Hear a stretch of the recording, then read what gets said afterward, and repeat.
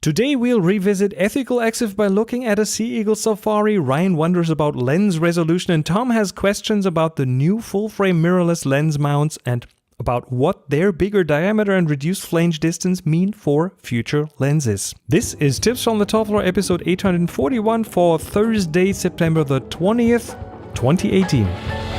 Tips from the top floor, tips from the top, alright, from the top floor. Hey, hello, welcome. I've completely forgotten how to record an episode because, I've just returned from Ireland and Lofoten. I think, I did record one after Ireland. So, you heard that, but I'm just back from Norway. And that was my third time there. The second time with a photo tour. And I know I've said in the past that I won't go back to the same place more than once. But let me say it this way. There is a good chance that I'll go back with a group of photographers to Lofoten, maybe in 2020. Not sure yet, but I simply love that place. The landscapes, the seascapes, the way the land and the sea interact, the weather, the light, the people, the food. Oh man, if you love fish, you'll be in heaven. And if you're not a fan of fish, there are alternatives that are equally good. Or you might discover your love for fish there. Anyway, photography wise, it was all that we had wished for. Great weather almost throughout. We had several nights with auroras, the northern lights, and just in general. I mean, it was a fun group to be with people from Germany, Canada, Thailand, China, Israel, and it's just a great and diverse group. It was a real pleasure to be with all of you, and there are photos online that I will link in the show notes. So it was an overall success. Really nice group, great photography. But of course, I want to mix it up. When I go back to a place, I always kind of want to mix it up, do something new, do something different. So I'm thinking about going back in 2020 in wintertime. Because Lofoten, every season I've been there so far, in the midsummer, in the fall, every season has their advantages. It's right at the edge of the Arctic. It's right in the Arctic, which makes for just amazing light up there. And in winter, the landscape is just very different. And so it was really, really good. It was a lot of fun. One thing, though, that came up there that I want to talk about here is a follow-up to something I said in a previous episode about ethical EXIF. You might remember that animal photography and how it might be, at least fair to the viewer to disclose what went on when you took a picture of animals, how you treated them, how really wild and natural the whole thing was. And we did a Sea Eagle safari in Svolvær in Lofoten, which is spectacular. I mean, first of all, it's a lot of fun because you are in a speedboat and you go out to to different fjords that are that are just mind-blowingly beautiful. Again, the landscape. Check out the links in the show notes to the photos so you get an idea. But then, I mean, that's the entire purpose of that thing. It's called a Sea Eagle safari. The captain stops at a few different spots where he knows there are eagles out there, sea eagles in the wild. And then you want to get those sea eagles close to the ship, to the boat, to be able to photograph them, because that was why we went there. And so, of course, what they do is they start to throw fish into the water. Just one, in a bucket, the bucket on board, and then throw fish in the water to get the sea eagles to come out. And it's not even initially to attract the sea eagles. First and foremost, it's to attract the seagulls, because they then make a ruckus, and then the eagle gets alerted, and then the eagle comes to check out the situation. And if you have an eagle flying around the boat, hovering in the wind, it is majestic, very majestic animals. Especially when they fly close to you. That is really quite something to see. And of course, those seagull safaris, and that's where the kind of the ethical exif part comes in. They are businesses, right? They do several tours a day. So the eagles have, of course, over time learned that when there is a boat with several yellow dots in it, which would be us with a flotation suits on, then there will be a snack. That's, of course, the case. The eagles know that, and then they hopefully come and fetch the snack. And it also means the eagle will then get somewhat close to the boat, because that's where the fish floats in the water. And it will try to grab that dead fish that's floating in the water. And that's pretty much the moment that most photographers will be looking for. When the eagle scoops down, grabs the fish, and then flies away with the fish in its claws. And we got some really cool shots there. But a little sidebar, eagles cannot swim. Yep, eagles can't swim. If they fall into the water, if they make a mistake and if they fall in the water, if they're close enough to the shore, they might be able to get to the shore to sort of swim a bit. But if they're too far away, there is a good chance that they will drown because the feathers will get soaked in water. And the eagles are not ducks. They're really cautious before they dive for the fish. They will do several rounds to make sure they approach the fish against the wind. And the younger eagles, are much more cautious than the older ones who are way more experienced. And it's a really interesting little sidebar. But from an ethical exif point of view, of course you don't see any of that in the photos. The fish throwing and the boat being near with, 10 people watching. So what looks like wildlife isn't quite as wild as it seems. But still, the photos are great. And it kind of almost feels a bit like a symbiosis between the human and the animal. And both sides kind of get something out of it. The humans get photos and amazing experiences and business from it, while the eagles get a few free snacks a day. And they are better protected because, of course, those businesses want to protect the value, their ability to keep doing seagull safaris. So they will certainly make sure that no one goes out after those eagles. Now, again, this can be seen from many different angles, and this is just one of them. And I'm pretty sure there are a few out there who have a different opinion. And here's one more interesting thing. One experience that made it pretty clear to me how much of a symbiosis this is. Because at one of the stops, there was an eagle sitting in a tree at the shore. I didn't first see it, and then the captain pointed out, "Look there's the eagle." And then the captain did what he does. He waved the fish in the air, and then he throws it in the water. But the eagle just won't move. It was just sitting there. And I guess it's probably not hungry because maybe it had already been fed a couple of times by other ships in the morning. So, there are several companies there that offer those seagull safaris. So it's not unlikely that the eagle was just sitting there going, "Burp, I'm full." But then the captain did something that I initially didn't really understand. He scooped the dead fish out of the water and put it back in the bucket before we left that spot. And the reason for that, he explained it to me, is that the seagulls are, they are kind of wild animals after all. They do have rings on their legs, so they have been counted and measured and whatever they do with eagles before they put them back in the wild.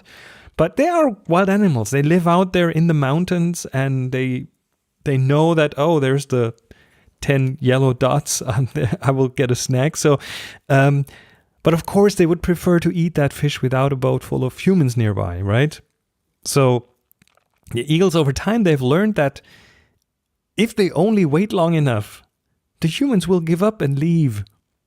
But the fish is still in the water, and then they have all the time in the world to go for that fish. So there's a learning process. These things are smart. So by scooping up the fish and taking it with us, that was a training measure. So the eagles learn that they'll only get the fish if there's a boat nearby, and they won't wait for us to leave. And on the one hand, that is really funny. But on the other hand, when we were out there, I thought that would be a really perfect thing to talk about here in the show in the context of ethical exif. So let me know if you have an opinion on that. Let me know what you think about this. You can send me an email or send me your thoughts in your own voice. That's what I prefer. I love to hear your voices here on the show. Go to tfttf.com/voice, tfttf.com/voice, and tell me what you think.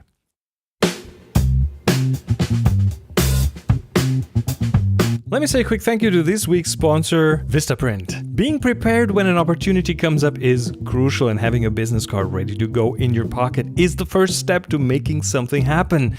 With Vistaprint, you can create a truly professional, unique card in minutes, and I tried this myself and it works. The quality is great. You upload your own design or start with one of their professionally designed options. Vistaprint offers simple tools and a wide range of templates to choose from. Then you pick a paper stock, style, and the quantity that's right for you. Choose your delivery speed and then order and receive your cards in as few as 3 days. Your next big opportunity is coming right now, and for as little as $10, you can feel ready to make an impression with a custom card that you choose. With Vistaprint, you can look and feel like the big deal, whether you're a startup or a business with a century of history. And Vistaprint wants you to do something great for your business right now, which is why all the listeners of Tips from the Top Floor will get 500 high-quality custom business cards starting at $9.99. All you have to do is go to vistaprint.com and use code TOPFLOOR. That's code TOPFLOOR at vistaprint.com, TOPFLOOR at vistaprint.com. Thanks for the support. Hey Chris, this is Ryan from Las Vegas, and I got a quick question for you. So from time to time, I'll hear people talk about a lens not being able to resolve a certain amount of pixels, or at least that's what I think they're saying, but I've never really known what that means. Are there differences in the amount of light that can pass through various lenses? Do certain sensors require more light to be able to properly capture an image? Wanted to get your thoughts on this. Thanks, love the show. Hey Ryan, thank you so much for your voicemail. By the way, everyone else, go and record your questions right now. Put this show on pause if you have a question about photography. I love hearing your voice on the show, and you can send that to voice@tfttf.com or go to tfttf.com/voice for instructions how to get stuff here. Okay, back to Ryan. Lens resolution. I'm making these noises for a reason. I'm not a specialist for lens resolution, but there are a few of my thoughts. I believe the term lens resolution is not kind of an official term. It's more of a marketing thing. But in general, what this means is pretty much the precision of the image that the lens does, the sharpness of the lens, if you will. Let's do a little thought experiment, right? You put a lens in a controlled environment, put it on a stand, let's say a little lab with a test chart, and you point it at a test chart at a defined brightness and like lab conditions, okay? And then you attach camera A to that lens and you find out how good the overall system is in terms of resolution. And there are clear ways to do that. In the end, there's like a value in line pairs that comes out. There are like test charts. Let me explain that. Test charts that have lines on them. Little zebra stripes, and if you can clearly distinguish between like two adjacent black and white lines, again zebra crossings, the line pair still resolves that, and then that there are multiple of these little zebra stripes on those test charts at different sizes, so you'll kind of get to a point where you cannot distinguish between the two adjacent lines, and that's the resolution of the overall system. And then you would leave that lens in place and take the camera off, take camera A off and attach camera B that has more megapixels, and you do the same test. And now you'll see that like if you can distinguish between more of the little zebra stripe line pairs, the smaller ones, then the whole system has a higher resolution. And so you kind of end up with the maximum resolution for that specific system. And if you end up with the same maximum resolution on like different megapixel cameras with the same, but if they have the same sensor size but different megapixels, then that probably means that the lens is the limiting factor. So in that context, you would say, okay, that's the resolution of the lens. That's how much it can resolve. Because yeah, the lenses are made by people. They're in a manufacturing process, and there are tolerances, and there are like, it can only go so sharp. And making sharper lenses is more expensive because you have to be more precise when making them. But now, let me try to make you worry a bit less about that, because, I mean, yeah, let's try to get away from the pixel peeping. You know I'm not a fan of that. Because honestly, lens resolution, and I'm putting this in air quotes here, has never ever been a limiting factor in my photography. Not a single time. In how many tens of years I've been doing this. I shot with old lenses, with new lenses, with third-party lenses, with manual focus lenses, with lenses that have been adapted from other systems. And what makes photography great is not the detail sharpness. Never is. Unless you're a scientist and you do scientific photography. But I guess most of you who listen to this are not. You want to make art. You want to tell stories. It's not how many line pairs a lens in a camera system can resolve. What makes photography great is what's in the photo, what emotion that photo evokes, what stories you tell with the photo. So the lens resolution and a whole bunch of other technical factors are the last thing that I will think about when taking a photo. It's just not important. Hi, Chris. Hey, this is Tom from Minnesota with a question for you. This question is about lens mounts. As everybody's probably heard, Nikon just announced the new line of mirrorless cameras with the new Z mount. Nikon's had the F mount for almost 6 years now. I guess it came out back in 1959.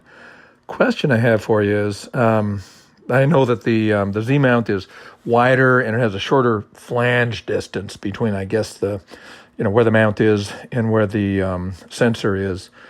And having spent a number of years in high tech, and I know you did as well, I know that engineers and management teams and all that don't make big changes like that without a really good reasons. So I'm just curious what your thoughts are about conceivably what having this wider mount and that shorter flange distance, what kind of things does that make possible that weren't possible with the old F mount? That is my question. Thanks, and keep up the good work, and I hope you're having a great time I think you're in Norway now, so have a great time. Bye. Thanks, Tom. So yeah, lens mounts. And of course, yeah, that question was triggered by the new full frame offering of Nikon, the mirrorless full frame, and the Canon EOS R and the Nikon Z6 and 7. Z or Z? Anyway, you know what I mean.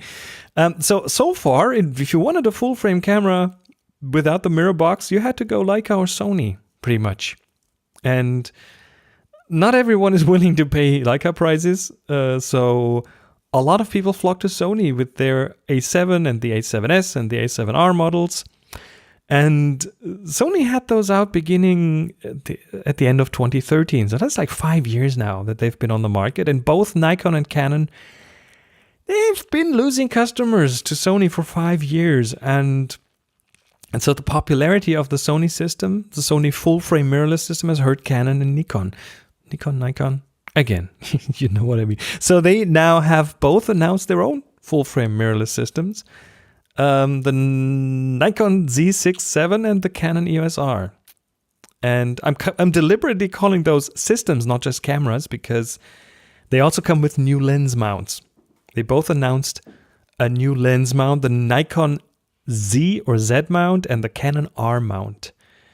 And this is a big deal for the manufacturers. They have done, I'm not even sure how long, but Nikon has done their F mount forever, and Canon has done their EOS mount, or EF mount, and later the EFS mount for a long time.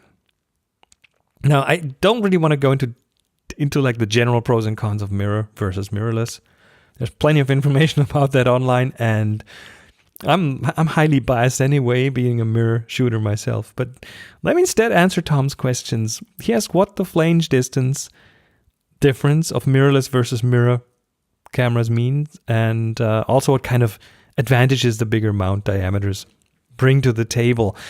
And let's begin with the diameter first. Now, the lens mount obviously has an inner diameter. That's the maximum thing that you can push light through, and Nikon, the Z mount is 55 millimeters in diameter, whereas their old F mount was 44 millimeters.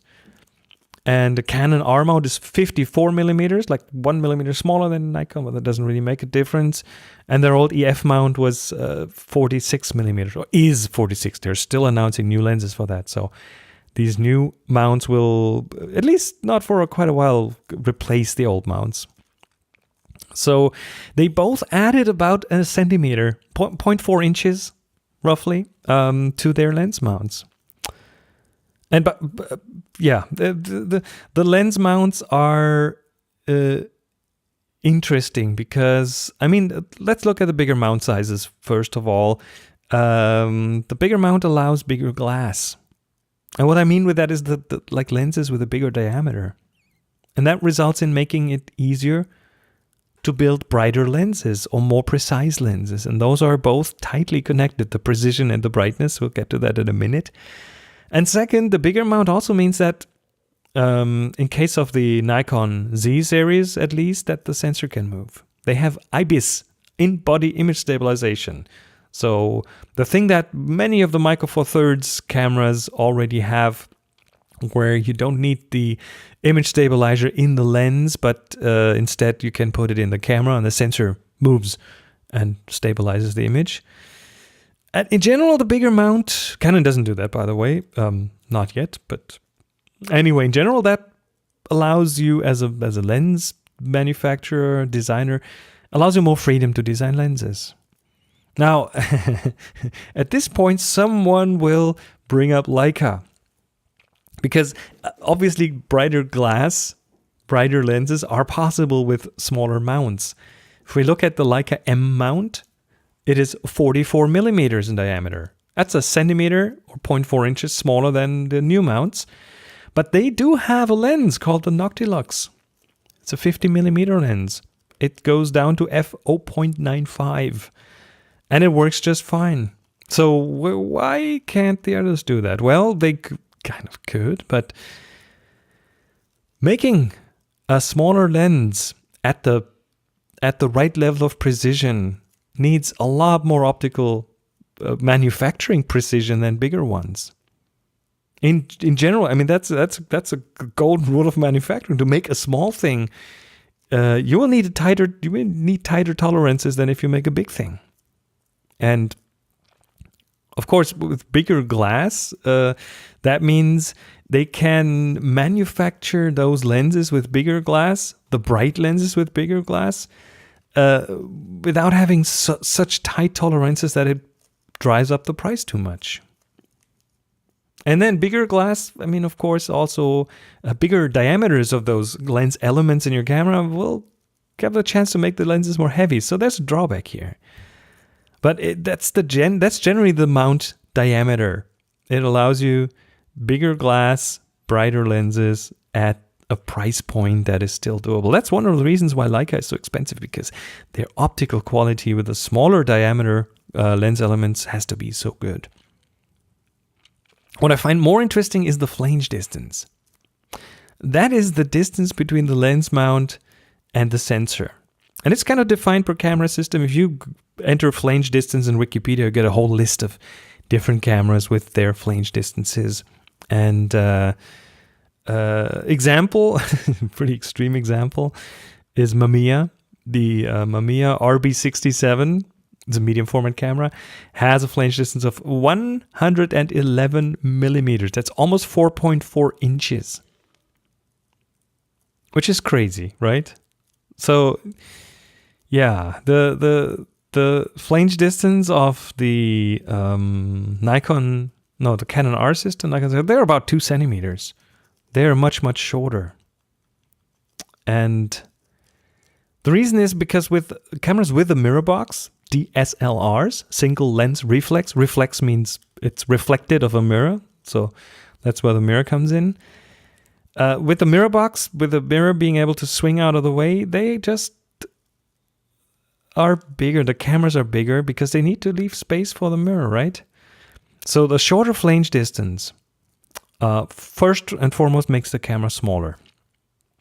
And doesn't do that in width. It does maybe do that a little in height, as like the viewfinder is now electronic, and it might need less space there. You don't need a prism on top of the camera. But where you as a camera manufacturer save space is in the depth axis, front to back. Those cameras are thinner because they ditched the mirror box. And now here's where the shorter flange distance of mirrorless cameras comes in really handy, because there are many lenses out there that are designed to have a larger flange distance, or at least larger than their mirrorless counterparts.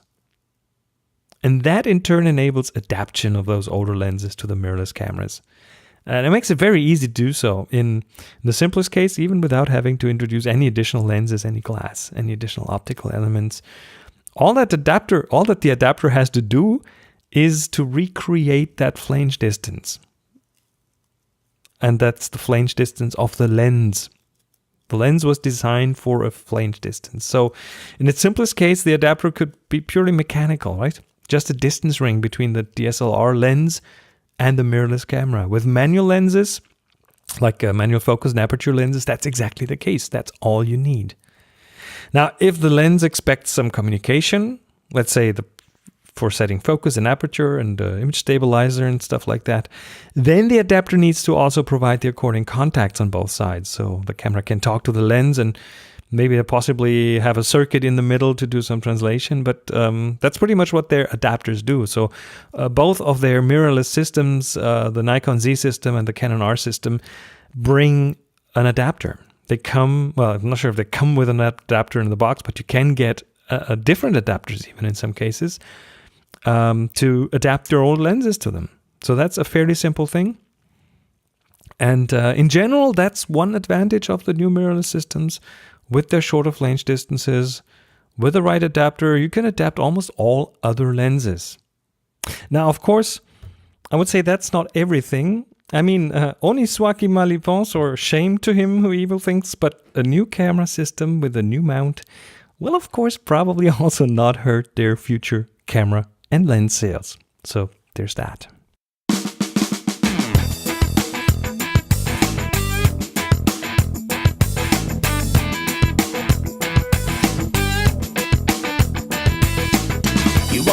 So, ethics in wildlife photography and new lens mounts. Anything you want to add? Shoot me a voicemail for one of the next episodes. Go to tfttf.com/voice to find out more. tfttf.com/voice. I want to hear from you.